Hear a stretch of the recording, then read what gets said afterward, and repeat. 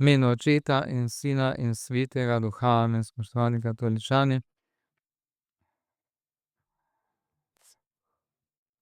Pavel je psevdonim nekega bivšega muslimana, ki je živel v Pakistanu. Veste, da je Pakistan je muslimanska država, ki ima šeriatsko pravo.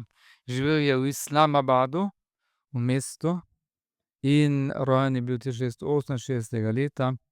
Se pravi, da zdaj je že kar 50 letih. No, in je leta 2000 postal imam. Imam je neke vrste muslimanski župnik.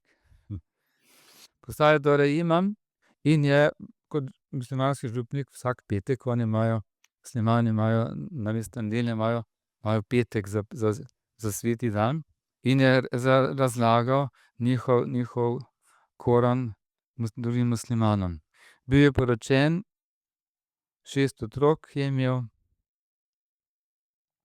In ker je bil muslimanski župnik, seveda je moral koran dobro poznati. In veste, muslimani pač imajo nekaj iz Svetega pisma Stare zaveze, nekaj Nove zaveze, nekaj iz kakih drugih verstev, nekaj iz judovstva in tako naprej, majčkeno pomešano. Koktajl, bi temu rekel, verski koktajl. No, in on se je spraševal kot imam, spraševal, kje je dobil Abraham tisto jagnje, ki ga je potem daroval namesto svojega sina Izaka, če se spomnite Stare zaveze. Kar mu je Bog rekel, da mora svojega Izaka darovati na tisti gori Moriji. No, in potem se je vprašal, kje ga je dobil. Seveda tam piše, da je tam neki ovna, kaj se je tam zapletel in ga je vzel. Ampak on je to hotel videti, katerega človeka je namesto tistega njegovega sina, vidite, dobil Bog. Oziroma Abraham dobil, da ga je daroval. No, in potem je neki prijatelj mu je dal v roke Sveto pismo Nove zaveze, pa je bral. In ko je prišel do tistega, ko je sveti Janez Krstnik pokazal Jezu, je rekel: "Glejte, jagnje Božje, je rekel: to je tisto jagnje, ki ga je Bog hotel imeti." Vidite, se pravi Jezusa. No, in potem je začel razmišljati o tem in je enostavno začel moliti Jezusu. In je potem še naprej bil hkrati imam, hkrati je pa že molil Jezusu, pa se Jezus preprošil in je ugotovil, da je Jezus pravzaprav tisti udešenik nadčloveščev, ne pa Allah. In kaj se je zgodilo nekoč, ko je šel enkrat spet, ko je šla spet ona molitev, koliko na dan molijo tam pri tej Meki, je šel, je nehote izgovarjal Jezusovo ime.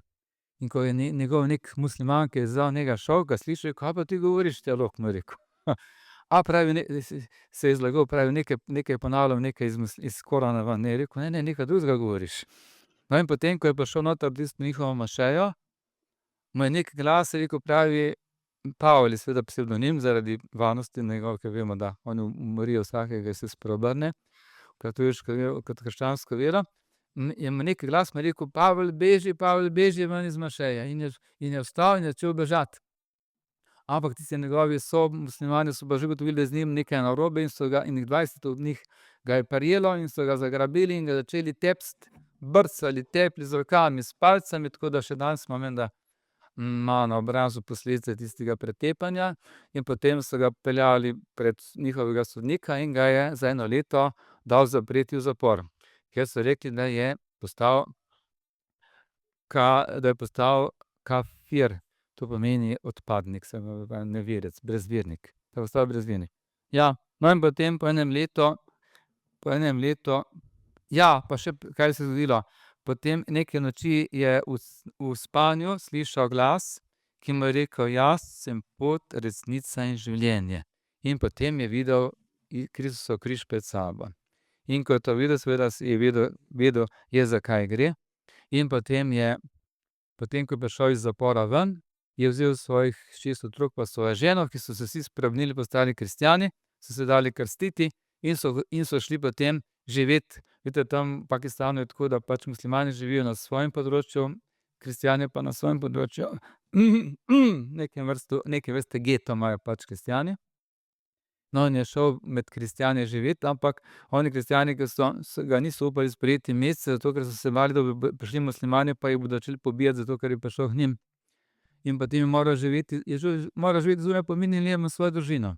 Pod mirnim nebom je moral spati, živeti, vidite, ni imel strehe nad glavo, šele potem čez nekaj časa se ga je nekdo usmilil, moral je prosjačiti za denar pa za kruh, za življenje, da je lahko živel s svojo družino, ni imel službe in potem so mu dali potem neko službo, da neke živali so potem pazili in je potem živel tam neki baraki so živeli.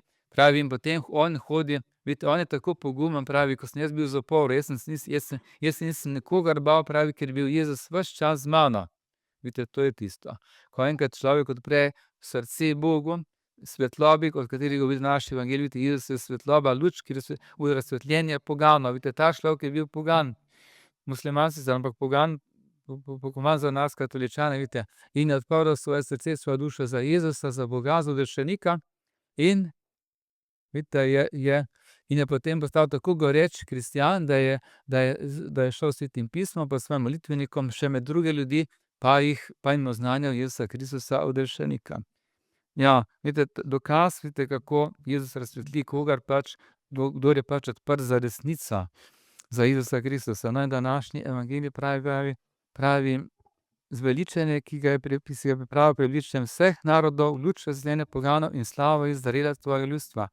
Vidite, bral sem na spletu oziroma neki video predstavitev, nekoga pravi mnogim muslimanom, pravi, se Jezus sam prikaže, pravi, na križu in potem se spreobrne, postanejo kristjani.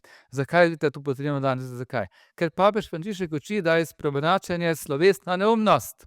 In zato seveda naši modernisti več ne spreobračajo muslimanov, zato pa Jezus sam gre k njim, pa se jim prikaže, pa jih spreobrne.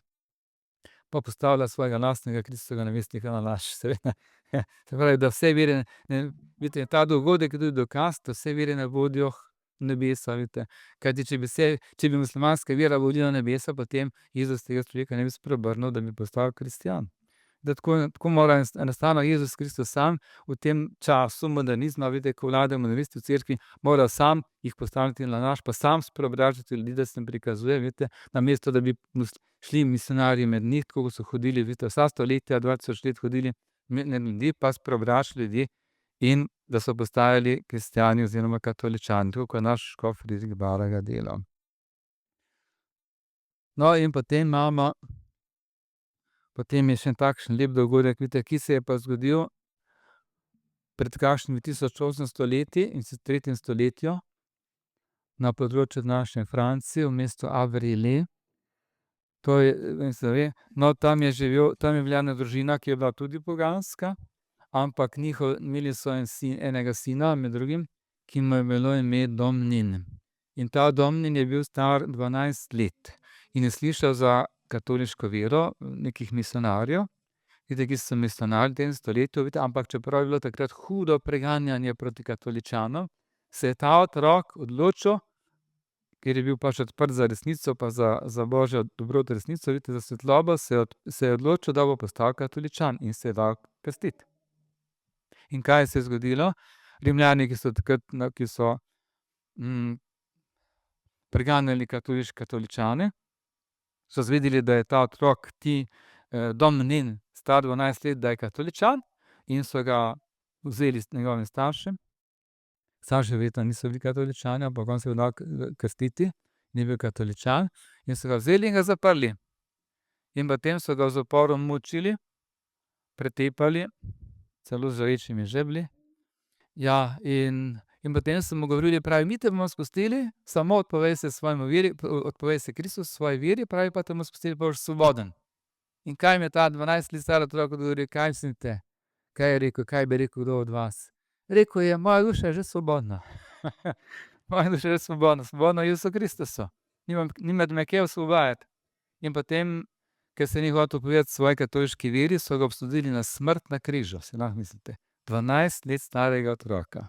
Vidite, zadaj je hudič za temi poganskimi Rimljani, vidite, na križu, in na križ so ga pribili z žarečimi žeblji, da bi ga bolj bolelo, si lahko mislite. Žarečimi žeblji. In ko je bil na križu, potem je sodnik še odločil, da ga mora, ko bo na križu, da bo 100% mrtev, ga mora še obglaviti, potem ko bo križan. Razumete, si lahko mislite, vidite, to je hudič zadaj za preganjanje. In ko je bil on na križu gor, z žarečimi žeblji so ga prebili, ampak vemo, da ga je Bog tolažil vseh tem potrpljenju, da je vse to pretrpel, 12 let star otrok Domnin, Vidite, je rekel tistim svojim, ko so ga križali, ko so bili pod njegovim križem, tistim svojim norilcem, je rekel: "Naj se vas Bog usmili." Vidite, po Jezusovem zgledu. Vidite, to je katoliška vera v akciji. "Naj se vas Bog usmili," je rekel.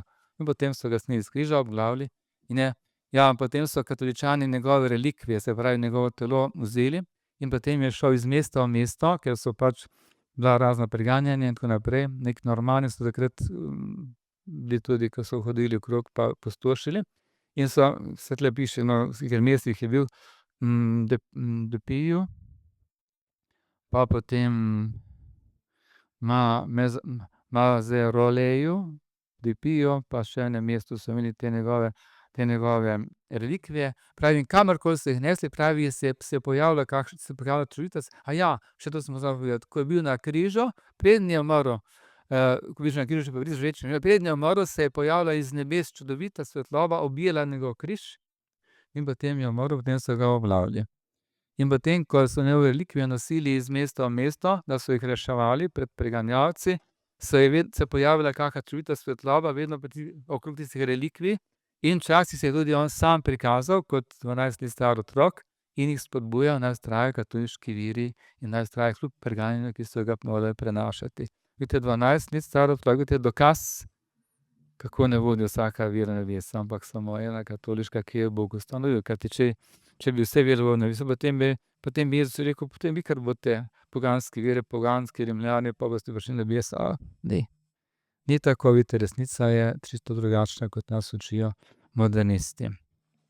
In ta teden imamo cel kup, ne bom predolg, da smo že tako imeli procesijo, ta teden imamo cel kup mučencev, vidite, sveti Blaž jutri, potem sveta Agata, z njo so počeli grozne stvari, že samo brati njeno življenje je grozno, kakšno je to doživljati. Pa potem sveta Doroteja mučenka, pa ja, imamo 3 mučence imamo ta teden.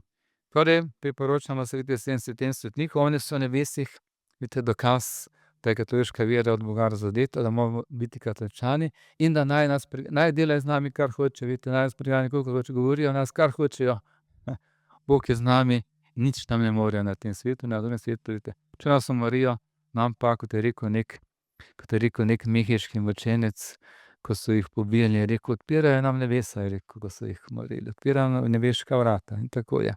Bog nam daj nekoč priti v nebesa k tem mučencem po njihovem prestrašnem zgledu, v imenu Očeta in Sina in Svetega duha. Amen.